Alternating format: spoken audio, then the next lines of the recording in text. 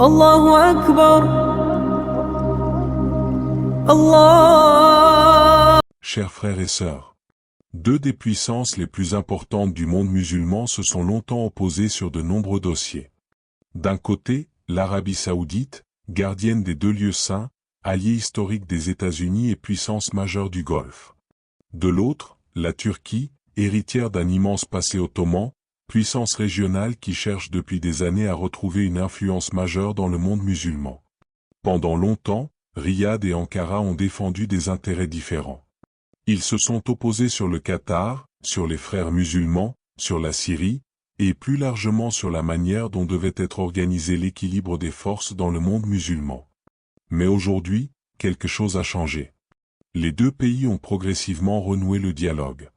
Et cette évolution soulève une question beaucoup plus profonde.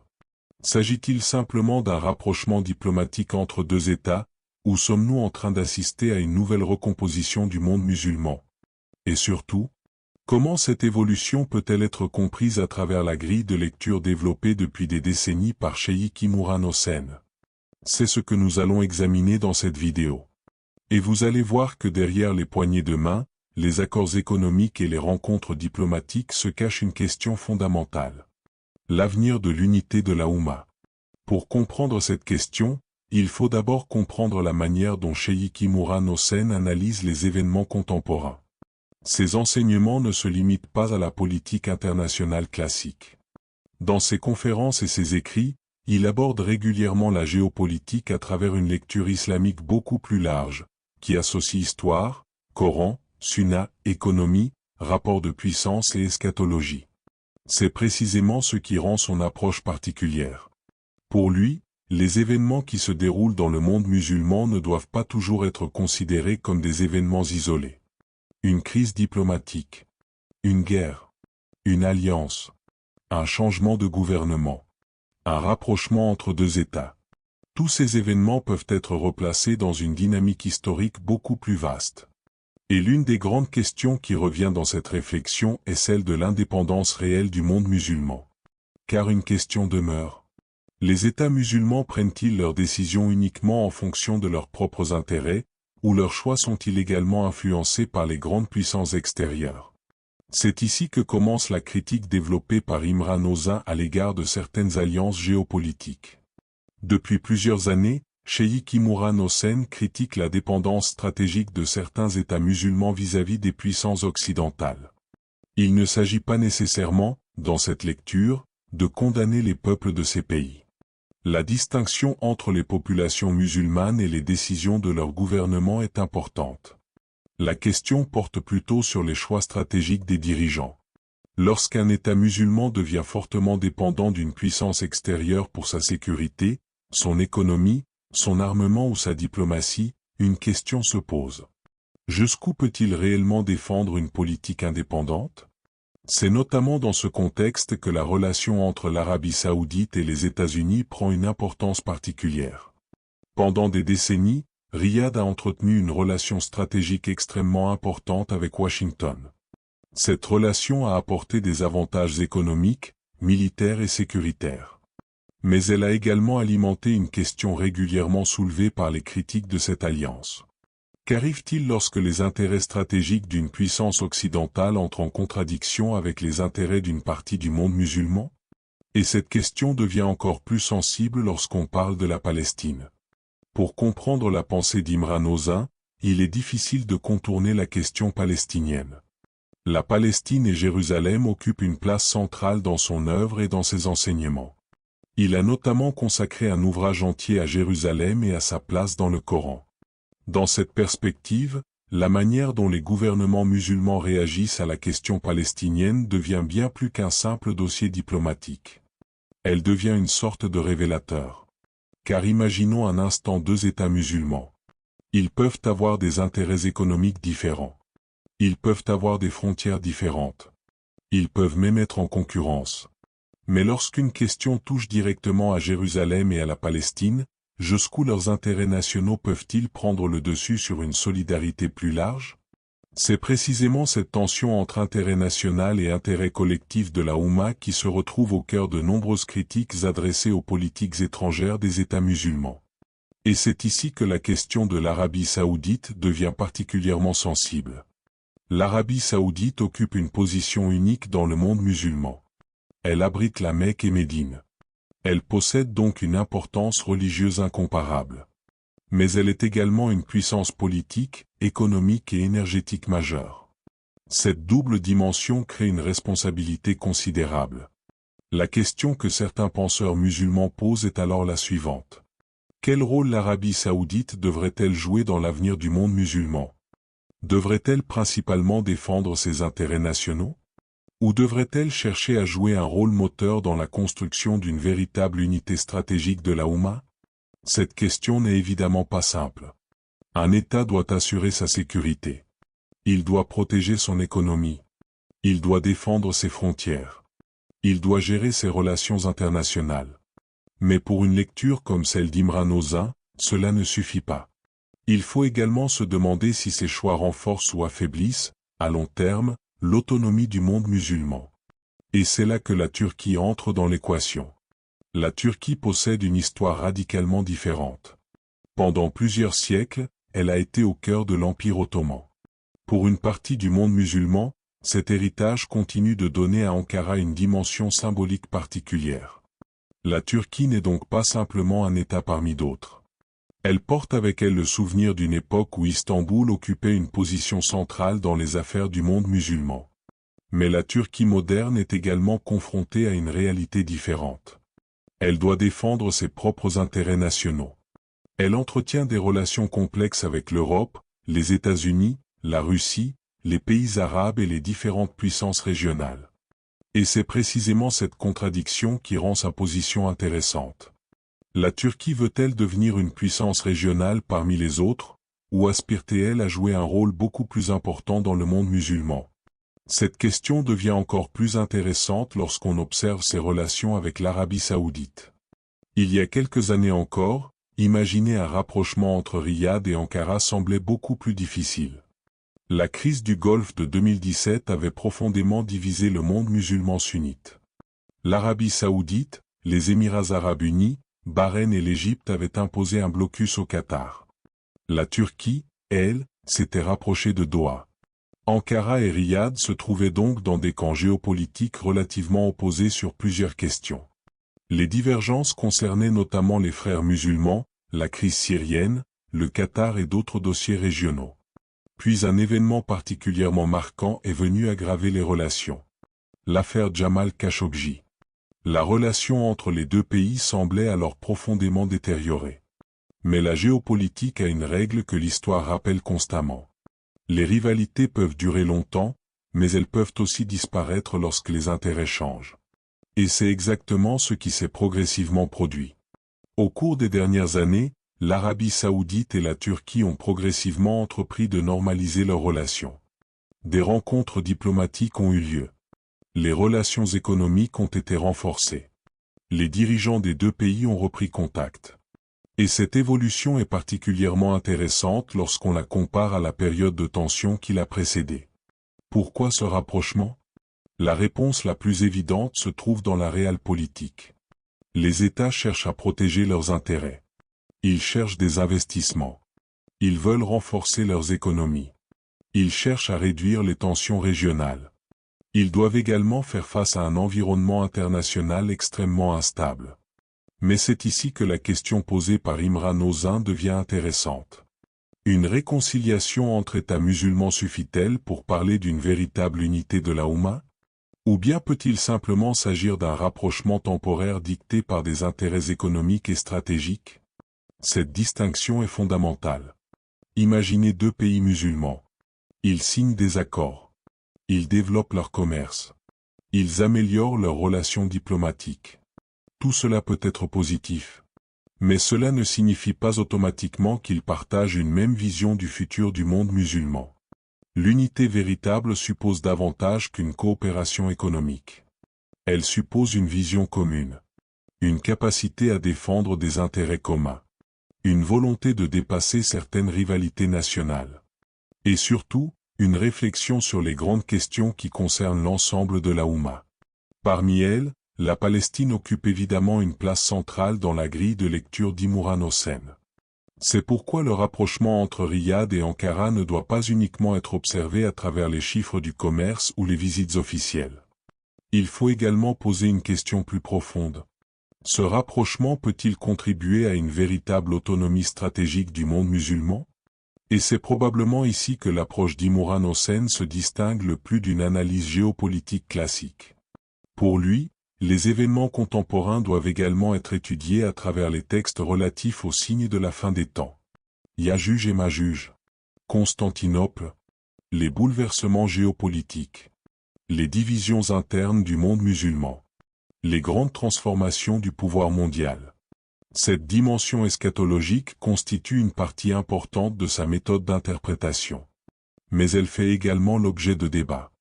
Certains savants et chercheurs considèrent que certaines de ces interprétations vont trop loin ou reposent sur des rapprochements qu'ils jugent spéculatifs. D'autres apprécient au contraire sa volonté de relier les textes islamiques aux bouleversements contemporains. Il faut donc être honnête. La lecture du cheikh Imran Hossein ne représente pas nécessairement un consensus parmi les savants musulmans. Et le reconnaître ne signifie pas qu'il faut rejeter automatiquement toutes ces réflexions. Cela signifie simplement qu'il faut distinguer entre les textes religieux, les faits historiques, les événements géopolitiques et l'interprétation personnelle que l'on peut en tirer. Cette distinction est essentielle. Revenons maintenant à notre question de départ. Pourquoi l'Arabie saoudite et la Turquie se rapprochent-elles? Il serait trop simple de répondre « parce qu'elles veulent unir la Oumma ». Mais il serait également trop simple de dire « tout n'est qu'un calcul politique ». La réalité est probablement beaucoup plus complexe. Les deux pays ont des intérêts économiques importants. Ils doivent gérer un environnement régional instable. Ils cherchent à renforcer leur position internationale. Ils ont également intérêt à réduire certaines tensions qui ont longtemps divisé le monde musulman. Le rapprochement peut donc être vu comme une opportunité. Mais une opportunité ne devient véritablement historique que lorsqu'elle s'accompagne d'une vision. Et c'est là que la question devient particulièrement intéressante. Riyad et Ankara peuvent-ils transformer leur rapprochement en quelque chose de plus grand? Peuvent-ils contribuer à une coopération durable entre les puissances musulmanes? Peuvent-ils dépasser leurs anciennes rivalités? Et surtout, peuvent-ils construire une politique qui ne soit pas uniquement guidée par les intérêts de chaque État? Au fond, le problème dépasse largement l'Arabie saoudite et la Turquie. Il concerne l'ensemble du monde musulman. Pendant des décennies, les pays musulmans ont souvent poursuivi des politiques nationales différentes. Certains se sont rapprochés des États-Unis, d'autres de la Russie, d'autres encore de la Chine. Certains ont privilégié leurs relations économiques, d'autres leurs alliances militaires. Mais où se trouve la stratégie commune? Existe-t-il une véritable vision permettant aux pays musulmans de défendre ensemble leurs intérêts? C'est probablement l'une des questions les plus importantes soulevées par les enseignements d'Imran Hossein. Car la puissance du monde musulman ne dépend pas uniquement du nombre de ses habitants. Elle ne dépend pas uniquement de ses ressources énergétiques. Elle ne dépend pas uniquement de ses armées. Elle dépend également de sa capacité à penser collectivement, à construire une stratégie, à protéger ses intérêts, et à ne pas laisser les rivalités internes empêcher toute coopération. C'est pourquoi la Palestine revient constamment dans cette réflexion. Parce qu'elle représente, pour beaucoup de musulmans, une question qui dépasse les frontières nationales. Jérusalem n'est pas simplement une ville située dans un conflit régional. Elle possède une dimension historique, religieuse et spirituelle profonde dans l'islam. Ainsi, lorsque les relations entre les puissances musulmanes évoluent, la question palestinienne reste un indicateur essentiel. Un rapprochement diplomatique peut-il réellement renforcer la position de la Palestine? Les intérêts économiques peuvent-ils être conciliés avec une défense plus forte des droits palestiniens? Les pays musulmans peuvent-ils parler d'une seule voix sur cette question?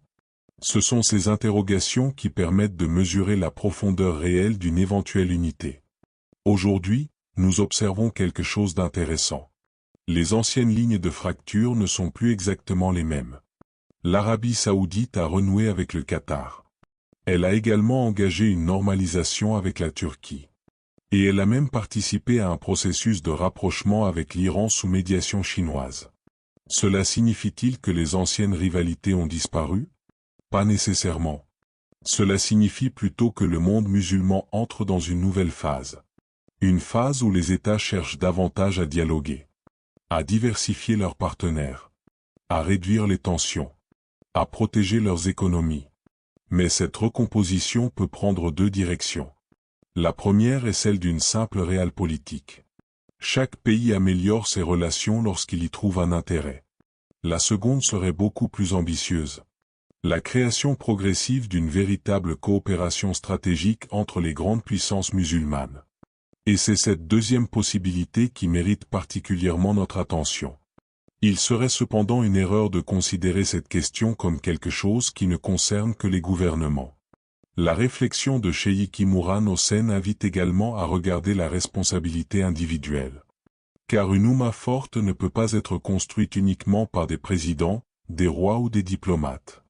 Elle dépend également de la connaissance de ses membres, de leur capacité à distinguer les faits des rumeurs, à comprendre l'histoire, à étudier le Coran et la Sunna, à éviter les divisions inutiles, et surtout, à ne pas accepter automatiquement chaque récit géopolitique qui leur est présenté.